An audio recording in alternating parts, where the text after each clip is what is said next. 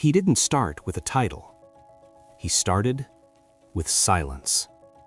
Before the sun rose, before the street came alive, he stood alone in front of a closed shop, waiting. Not because he was late to life, but because he was early to purpose.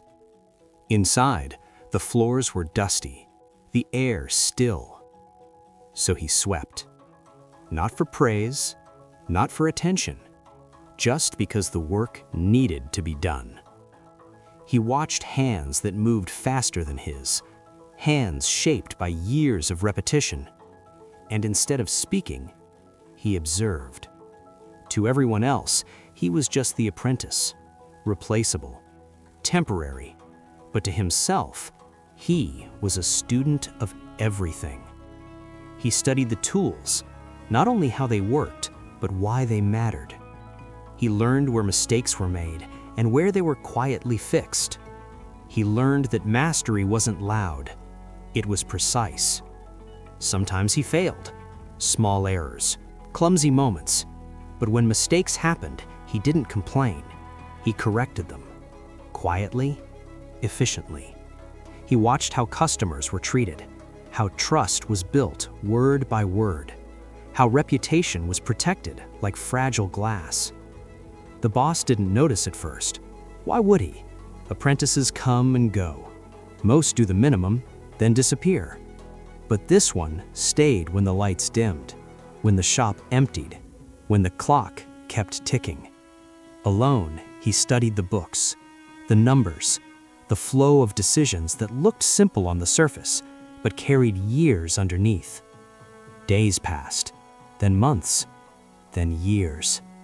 The apprentice's hands became steady, his movements confident. He stopped reacting to problems and started preventing them. And slowly, without asking, he became reliable.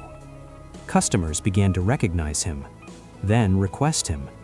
Workers began listening to him without realizing why. The shop ran smoother when he was present, quieter, sharper. That's when the boss began to notice. Not because the apprentice demanded attention, but because the work spoke for him. One evening, long after closing, the boss stayed behind. He watched the apprentice clean, organize, and lock up with care.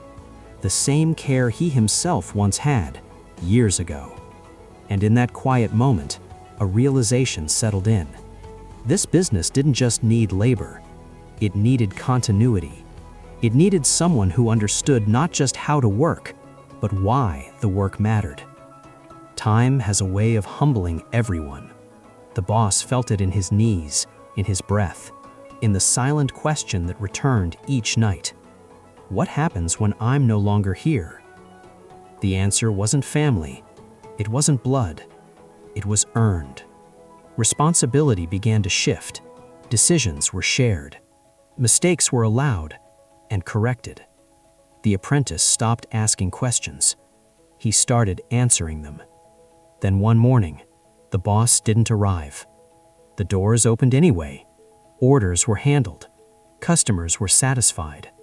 The shop worked.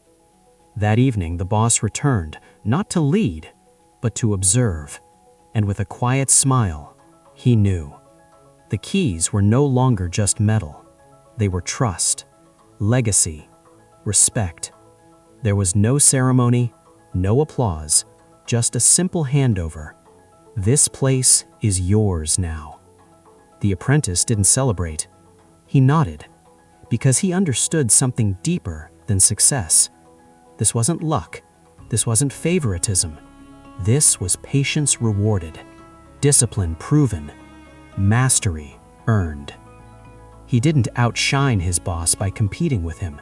He honored him by becoming better.